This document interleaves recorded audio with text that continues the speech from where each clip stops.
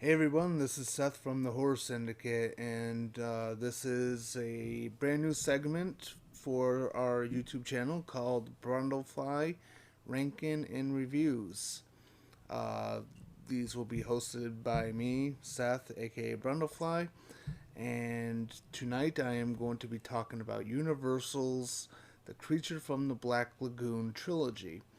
Uh, the old Universal films from the 30s, 40s, and into the 50s. I absolutely love these movies. I go back to them a lot. These were movies that I saw a lot when I was a kid. And even as I got older, I still appreciated it. I don't, even though they are dated with how they are filmed, how the characters are portrayed, the times were different back then, but there's still a charm to these movies, and with having all of them, there's a lot of really good movies between them all. You know, with The Invisible Man, Dracula, Frankenstein, The Wolfman. Even though technically The Wolfman only has the one movie, but he gets his own version of a sequel or a continuing storyline with the crossover films like Frankenstein meets the Wolfman, House of Dracula, House of Frankenstein, even Abbott and Costello, etc. And so it has been a while since I have revisited the Creature from the Black Lagoon trilogy.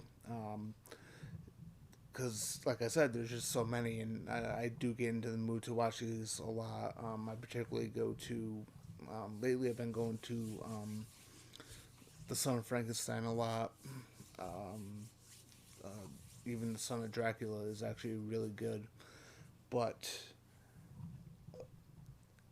I decided to watch these recently, back to back, to back, and do this ranking of them. And the interesting thing for me was the fact that I had a ranking already previously set before I even rewatched these again. I thought I knew how I preferred these movies, but upon the rewatch, I discovered that my number two, my number three switched spots.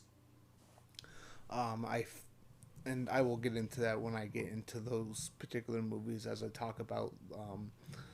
I'll go a little bit into what happens in movies as far as story, and I'll talk about what I like, and touch upon some things that I don't like, and the reason why they place the way that they are in this ranking. So, with that, here is to number three, which is The Revenge of the Creature from 1955. This is from Jack Arnold, the same director as the original film. Um, and it begins with another expedition into the Amazon uh, with people who had the intent of capturing the Gillman. These particular people are Joe Hayes and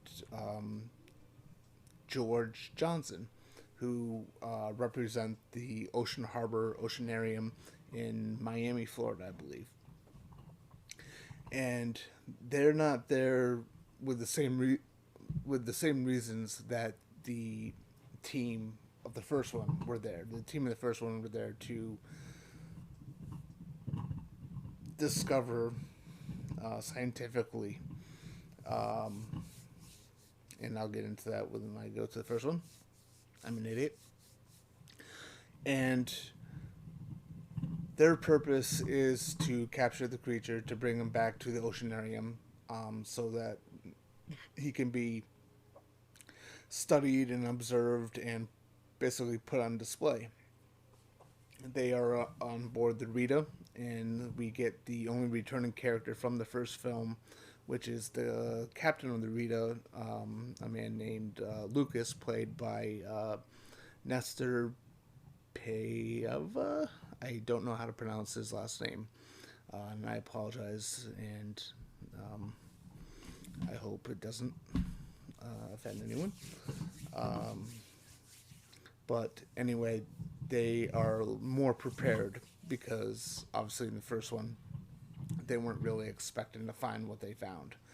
They were looking for something that was they believed to be extinct, whereas here they know that this is something that's alive. They know the dangers, they know the story, and so they're much more prepared, and they do manage to capture the Gill Man. The Gill Man here is played by Tom Hennessy, Above Water, and Rico Brown in Below Water. Rico Brown plays the creature for all the underwater sequences in all three films. He is the constant for the franchise. So they manage to capture him and they bring him back to the oceanarium, and this catches the attention of a couple of people. One of which is a woman named Helen Dobson, who is working on a thesis. She studies fish. I forgot what the technical term is that she says in the movie. And it also gets the attention of Professor Cleet Ferguson, who, through an exchange of dialogue, it makes it seem like he is or was a colleague to David Reed, the character by Richard Carlson in the first film. So they go to Florida and they watch as Joe Hayes is in the water with the creature, trying to revive him. It's established in the movie that the creature cannot be, or the Gill Man. I'm probably going to call him the creature, but he is the Gill Man. But the Gill Man can't be above water for a certain period of time before he has to go back below. And so he does revive him. The creature attacks. Let's see, there I go again. I meant the Gill Man. Man, that's gonna be tough for this.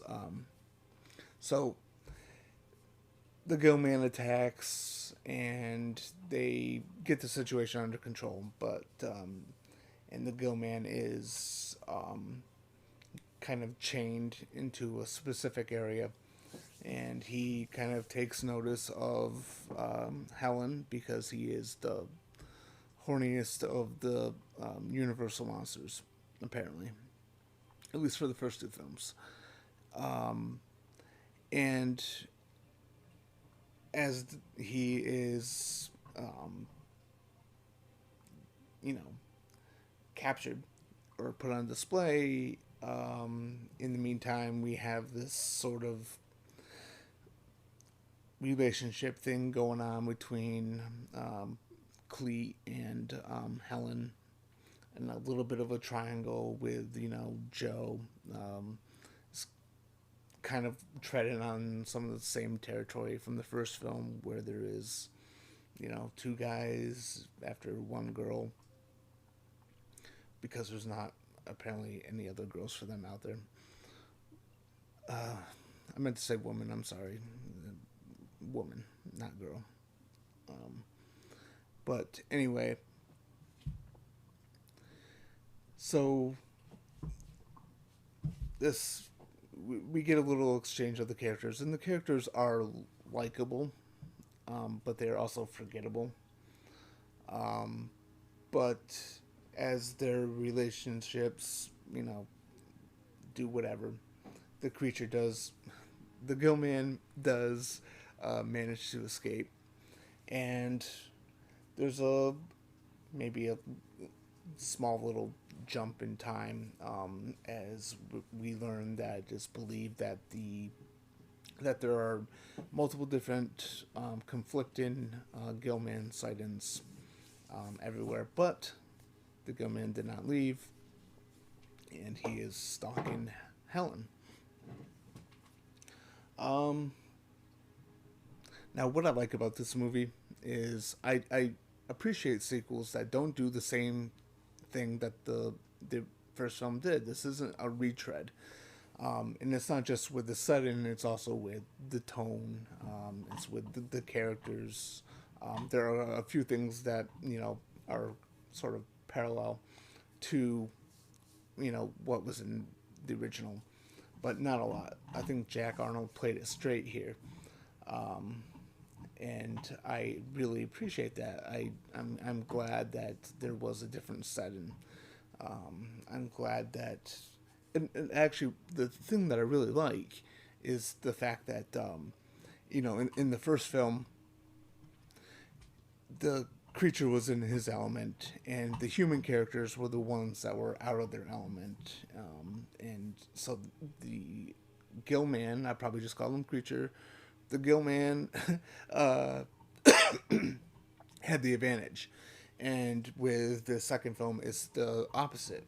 They took him out of his natural habitat, and he is now literally the fish out of water. And so I thought that was very interesting. But like I said, though, the characters are just not interesting enough, and they are forgettable. They're well acted.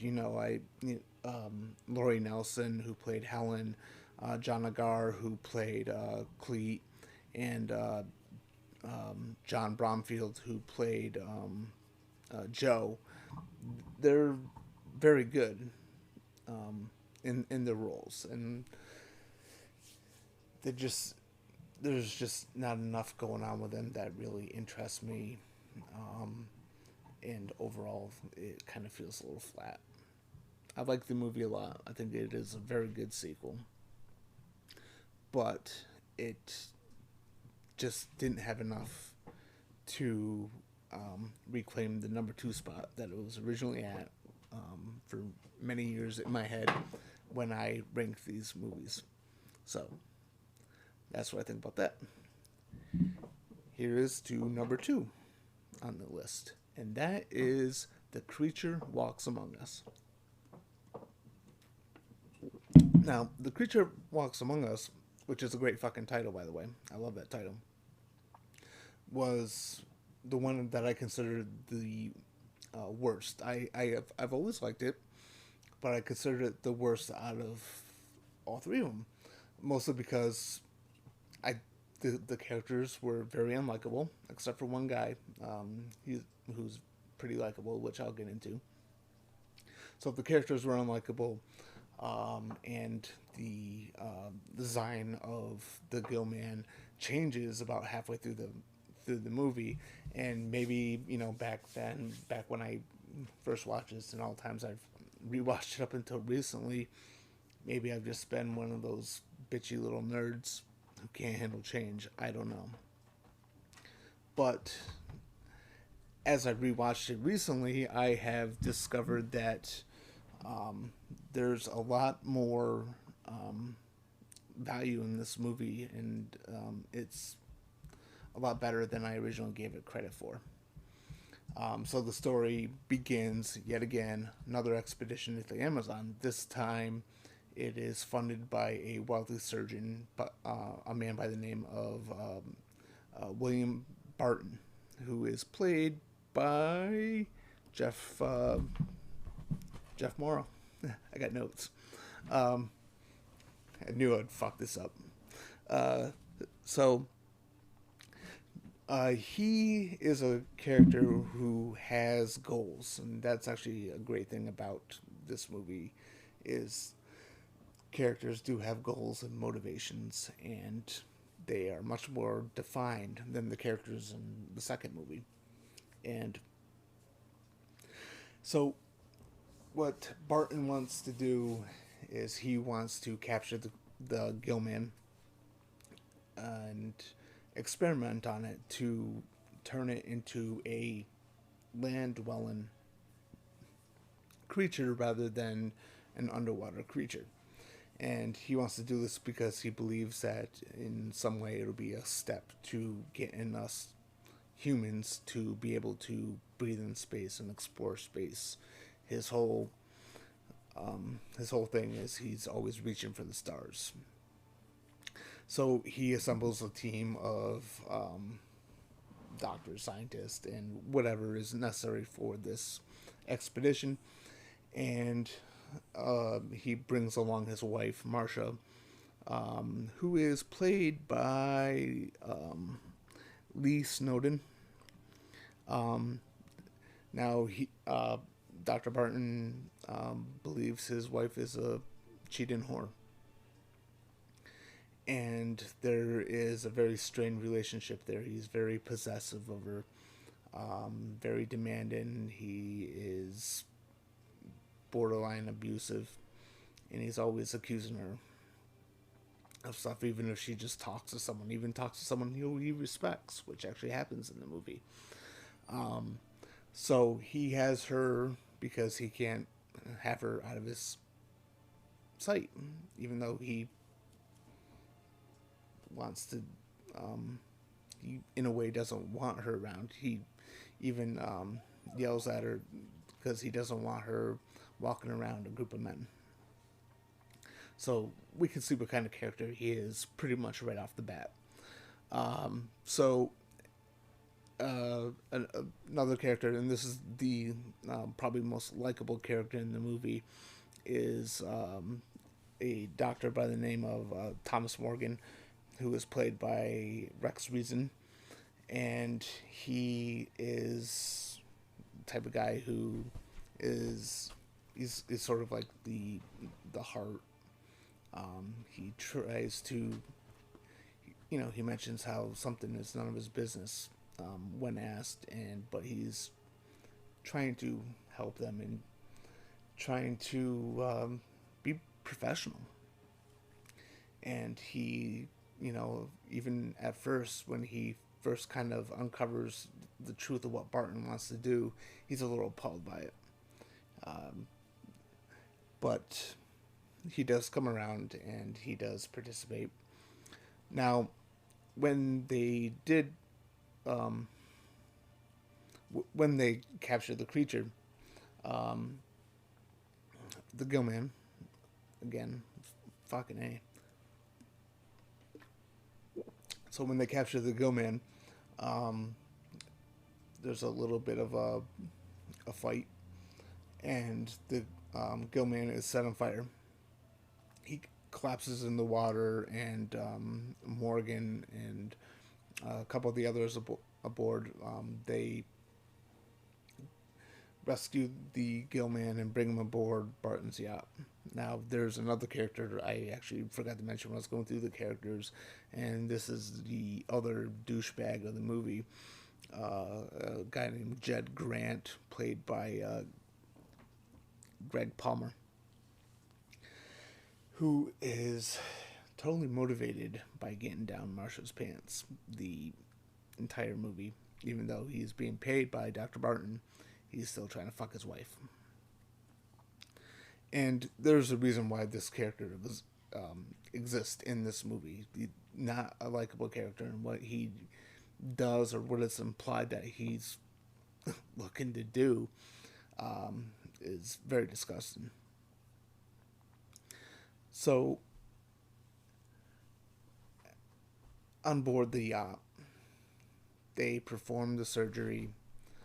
They find that because the scales were burnt off the Gillman's body, between that and the surgery, the Gillman is beginning to mutate, and he's becoming a little bit more human than he was before.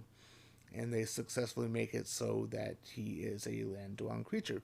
And this is where we get a whole new design. The classic design is now replaced by a fish version of Dwayne Johnson. He's very buff and, quite frankly, pretty badass. I don't really care for this new look. And I thought it was odd how the good man's body just suddenly changed, like he fucking has been working out for 10 years, even though the surgery just happened. And this is where douchebag shows his true colors, and and I'm talking about the character of Jed Grant. He leaves his post of guarding the room that the Gillman is in, as he tries to take advantage of Marsha. And the Gillman gets out, and he goes to jump off the yacht, and knowing that because of their experiment, the Gillman will drown in the water now. Dr. Morgan jumps in and saves his life again. And the only reason why I am going that deep into the movie is because it's important to the themes of the movie. And the big thing is the debate of nurture versus nature. And Dr. Morgan is under the belief that the Go-Man's lack of violence towards them is because they treated him kindly. And this whole conversation is very much a parallel to Dr. Barton and how he views everyone as his enemy, and how it's going to lead to his violence. It's pretty clever, the dialogue. So anyway, yeah, the story and the themes are, I think, what makes this movie a little bit more interesting to me than the second film. But it still has its flaws too. The Gill-Man is barely in the movie, it seems. He is badass at the end when he does escape again. But it's so centered on the characters and their little drama that it almost kind of feels like this is a whole nother movie with a cameo from the Gill-Man. That's a little bit of an exaggeration, of course. The Gill-Man is more than just a cameo in the movie, but he's just the MacGuffin.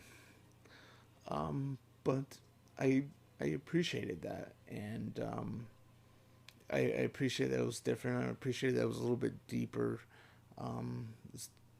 I do really like the themes that they were going with, and the parallels that they were going with to the characters. I thought it was actually pretty smart in its writing. At least how it handled characters. That was something I just didn't feel in the second film.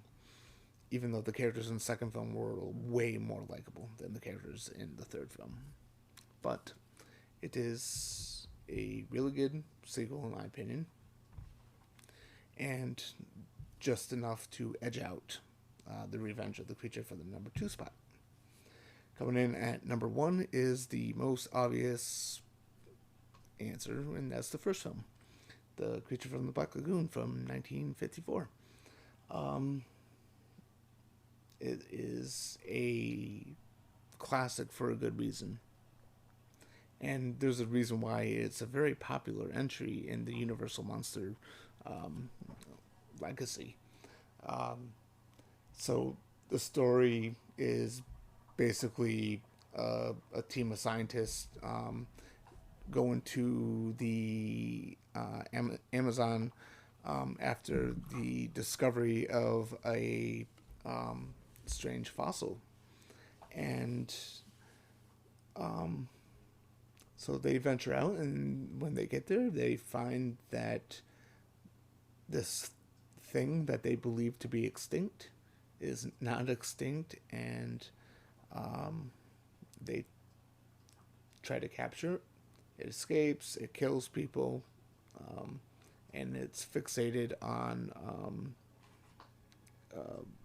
Julia Adams' character of Kay Lawrence.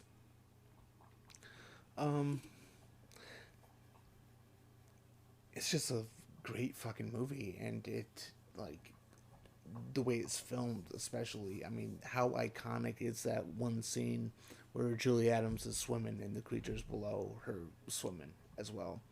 It's such a memorable moment in film history, pretty much. It's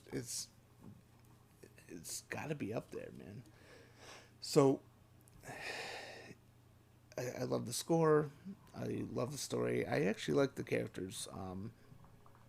There's that little bit of a love triangle type deal where you have Richard Carlson's character, um, uh, David, being in love with Julie Adams' character, Kay, and then there's Richard Denon's character of Mark Williams, and there's a little bit of history between these guys, but their dynamic together is great, and even with Mark being more of the asshole of the group, there's some pretty redeemable things about his character, and just how much he really believes in what he believes, and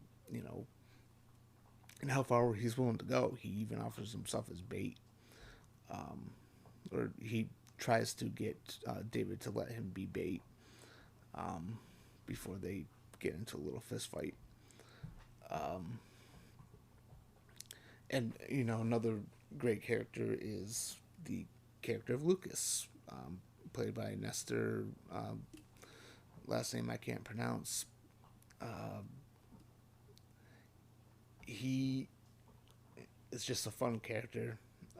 Probably my favorite moment with that character is a little confrontation that Mark tries to do when he tries to tell Lucas that they're staying, that they're not going to go, and Lucas just kind of smiles at him with a cigar in his mouth and tells him that the captain makes the orders, something like that.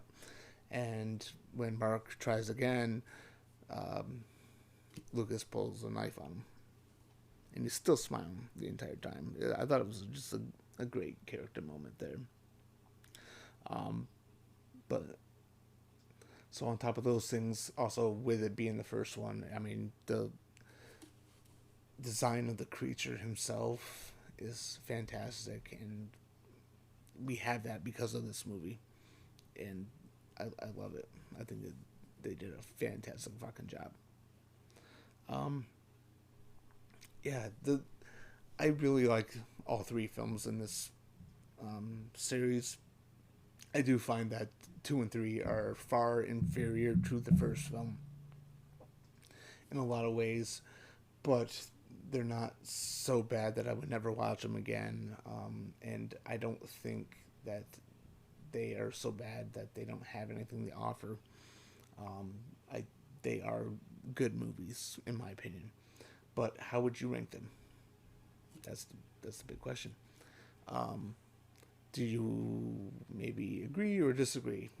It's a tough one. I understand it's probably a toss-up between 2 and 3 for the number 2 and the number 3 spot. I'd imagine... I don't know. I don't know if a lot of people would agree with me with putting the third over the second. That'd be kind of fun to find out. So, if you've seen these and you like them, let me know how you would rank them. Just mention in the comments. If you like this video, don't forget to hit the like button, subscribe, share on social media. You can find us on Facebook. This has been BrundleFly ranking and reviews, and until next time, good night, fuckers.